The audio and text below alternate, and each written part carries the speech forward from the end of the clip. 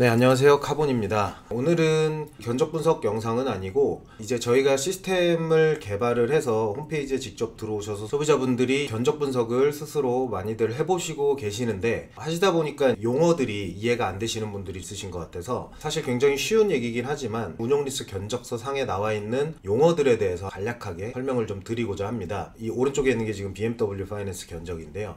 아우디 파이낸스라든지 벤츠 파이낸셜 이런 자사 파이낸스라고 얘기하는 그런 파이낸스가 아닌 이거는 시중에 있는 캐피탈들, 대표적인 게 예를 들면 하나캐피탈, KB캐피탈, 우리가 흔히 듣는 금융사를 기반으로 하고 있는 캐피탈사들이죠. 이런 데서 받은 견적서입니다. 그래서 왼쪽은 그런 타사 캐피탈이라고 얘기하는 견적서고 오른쪽은 BMW 파이낸스의 견적서입니다. 이 안에 리베이트가 얼마가 들어있고 이런 거를 오늘 얘기할 건 아니기 때문에 그런 거는 안 보셔도 될 것 같고 이 견적서에 나와 있는 내용들을 한번 살펴보려고 그래요. 대부분의 견적서가 이 두 개의 양식에서 크게 벗어나지 않습니다. 이 양식에서 만약에 벗어나면 그거는 이제 금융사에서 발급한 또는 금융사에서 제공한 견적이 아니라 누군가가 온라인 에이전시나 어떤 조직에서 보기 편하도록 엑셀로 만들어낸 견적들이 있습니다. 그런 견적서가 아닌 이렇게 정상적으로 캐피탈사에서 제공하는 견적서를 토대로 했을 때 들어가는 내용들이 다 거의 비슷합니다. 보시면은 당연히 차량 모델명 이렇게 다 들어가 있겠죠. 차량 가격이 들어가 있고요. 보통 그 밑에 할인이라고 있습니다. 그래서 원래 기본 가격은 여기 보시면 9,832만 8천원인데 할인 요거를 해서 차량 가격이 토탈 9,336만원이라고 안내가 되어 있고 오른쪽도 보시면은 차량 가격은 1억 1,180만원인데 할인을 300 받아서 최종 구입 가격이 1억 880만원이라고 이렇게 표기가 되어 있죠. 보통 옵션이라고 해서 옵션이 들어가는 경우도 있지만 지금 대부분의 수입차는 옵션을 따로 선택해서 넣는 경우가 없고요. 옵션이라고 하는 것들은 고가차들, 예를 들어 포르쉐라든지 벤틀리라든지 그 위의 차종, 슈퍼카들 이런 차들은 차량의 기본 가격이 정해져 있고 거기에 옵션을 추가하는 방식이죠. 그러다 보니까 여기 옵션 가격이 따로 붙을 겁니다. 그런 식으로 차량 가격은 여기에 표시가 될 거고 그 다음에 얘기해야 되는 게 부대 비용이죠. 차를 구입하면은 당연히 등록을 할 때 세금을 내죠. 예전에는 그게 등록세, 취득세라 그래서 나눠져 있었는데 요새는 그걸 합쳐서 취득세라고 표현을 하고 그 취득세는 7%입니다. 이거는 고정입니다. 변동이 되는 게 아니고 차량 가격, 그러니까 원래 가격에서 할인을 받은 그 최종 차량 가격에 대한 7%.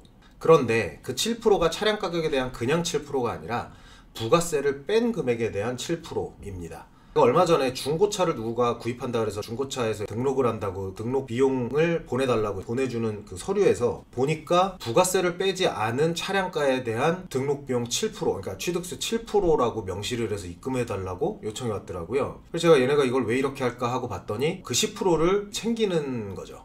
소비자분들은 모르니까 7%라는 거를.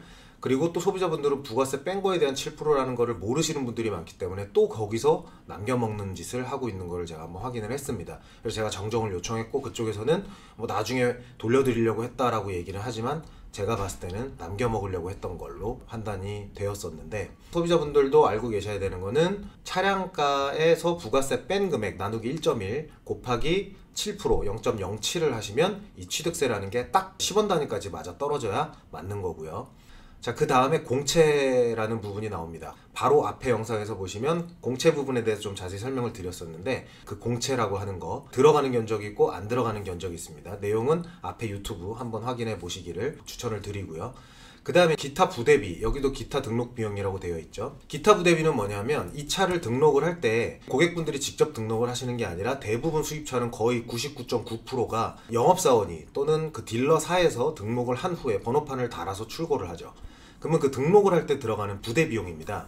근데 이거는 일괄적으로 똑같지는 않아요. 대부분 어떤 비용이 들어가냐면 이 영업사원들이 직접 등록을 하지 않고 등록을 대행해주는 회사들이 있습니다. 이런 회사들의 등록 대행을 맡기는 수수료를 줍니다. 그게 몇만 원 하고요. 그 다음에 번호판 떼라 그래서 또 몇천 원 받는 게 있고 그 다음에 인지 떼라고 해서 또 몇천 원 받는 게 있고 이런 기타 잡비들이 좀 들어갑니다. 등록을 할 때. 그런 거를 여기에 견적에 추가를 하는 내용인데 여기는 15만원을 넣었는데 제가 봤을 때는 15만원 좀 과한 것 같고 여기는 87,000원 넣었는데 요거는 그나마 좀 괜찮은 금액인 것 같아요. 여러분들이 어떤 내용인지를 아셔야 이게 높은지 낮은지에 대한 판단을 하실 수 있을 것 같아서 말씀을 좀 드리는 거고 그 다음에 이제 탁송료가 있습니다. 고객분들이 탁송료 하면은 차를 우리 집 앞에 갖다 주는 비용이다 라고 생각하시는데, 보통 이런 견적에 들어가는 탁송료는 우리나라의 수입차가 대부분 평택항으로 입항이 됩니다. 평택항으로 들어와서 거기서 대기하고 있다가 고객분들이 차를 계약하면 평택항에서 딜러사로 탁송을 보냅니다. 그래서 딜러사에서 차를 받아서 그 차를 판매하는 영업사원이 직접 검수를 하고, 그 다음에 차에 이상이 없을 경우에 썬팅이라든지 이런 작업을 하러 보내는데, 평택항에서 딜러사로 오는 탁송 비용이다 라고 생각하시면 될 것 같아요. 그거는 브랜드마다 지원을 해주는 브랜드가 있고 고객한테 이렇게 받는 경우도 있기 때문에 그 탁송료라고 생각을 하시면 됩니다. 지금 말씀드리는 이 등록비용이라고 하는, 부대비용이라고 하는 이 금액들은 이 견적을 주는 사람에 따라 사실 조금 차이가 있을 수 있습니다. 취득세 7%를 제외하고 나머지는. 그러니까 이 부분은 어떤 내용인지만 고객분들이 인지를 하시고 견적서를 받으셨을 때, 예를 들어 부대비용이 막 30만 원이 들어가 있다, 그럴 리 없겠지만 그랬을 때는 한번 물어볼 수 있는 정보가 되었으면 좋겠고요. 운용리스 같은 경우는 취득 원가라고 하는 게 보이실 겁니다. 취득 원가, 카본에도 견적 분석을 하시기 위해서 숫자를 입력하시다 보면 맨 아래쪽에 취득 원가라고 하는 칸이 있는데, 여기서 헷갈려 하시는 분들이 종종 계시더라고요. 왜냐하면 지금 BMW 견적서에 보시면 총 구입 비용이라고 되어 있죠. 여기는 취득 원가라고 안 되어 있죠. 총 구입 비용, 취득 원가, 또는 어디서는 리스 이용 금액이라고 하는 것도 있습니다.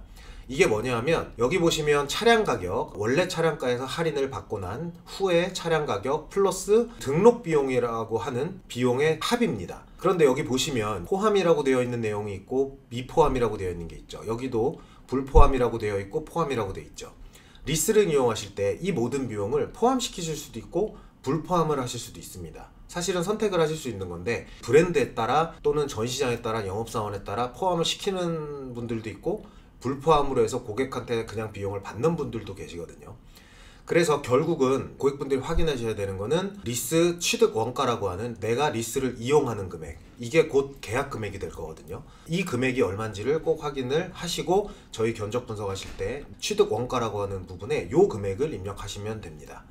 나머지는 고객님들이 아셔야 될 거는 딱히 없습니다. 뭐 개월수, 월 납입금은 이런 거를 토대로 해서 이 안에 금리가 들어갈 것이고 리베이트가 들어갈 것이고, 고장가일 경우에는 잔가 수수료도 들어갈 것이고 해서 월 리스료, 월 납입금, 여기는 월 리스료라고 되어 있는데 여기는 또 월 납입금이라고 되어 있죠. 뭐 이거는 같은 맥락이니까. 네, 이 비용이 책정이 될 것이고, 그 다음에 리스는 자동차세를 납부를 하실 수가 있어요. 근데 자동차세라는 거는 배기량에 따라서 연간 얼마라는 게 그냥 딱 정해져 있기 때문에, 예를 들어 자동차세가 12만 원이다. 그러면 월 리스료에 자동차세를 포함시켜 주세요. 그러면 한 달에 만 원씩 추가가 되는 겁니다.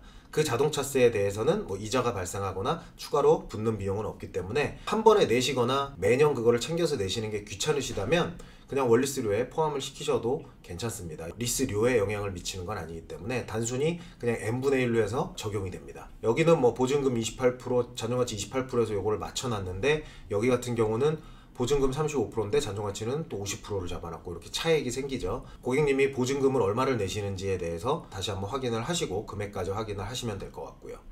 그래서 초기에 내시는 비용이 여기 나와 있습니다. 초기 납입금이, 이 견적 같은 경우는 등록 비용을 모두 다 리스에 포함을 시켰기 때문에 처음에 내시는 돈은 딱 요 보증금만큼만 내시면 되죠. 근데 이분 같은 경우는 불포함으로 등록 비용이 되어 있는 내용들이 있기 때문에 3,913만 원에 추가로 요 금액을 더 내셔야겠죠. 그래서 3,936만 8,300원을 내시게 되는 겁니다. 여긴 자동차세가 포함이 돼 있네요. 64,240원 곱하기 12개월 했더니 77만 880원입니다. 2993cc 배기량의 차는 연 자동차세가 77만 880원인 거죠. 이 외에는 보셔야 되는 내용, 리스에 대한 자세한 내용들, 반납했을 때 얼마, 중도 해지 수수료 같은 것들도 여기 나와 있긴 한데, 물론 그런 거 자세히 보셔야겠죠. 이런 거 모르고 계약하신 분들이 많아요. 근데 한 가지 아셔야 되는 건, 리스는 중간에 해지를 하시게 되면 위약금이 어마어마합니다. 리스를 이용하실 때는 꼭 차량을 중간에 해지는 절대 생각하지 마시고, 그럴 가능성이 있다면 전 리스를 절대 추천을 안 드리니까 그런 부분도 좀 참고를 하셨으면 좋겠습니다. 오늘 영상도 어떤 분에게는 큰 도움이 되지 않을까라는 기대를 하면서 오늘도 영상 마치겠습니다. 오늘도 들어주셔서 감사합니다.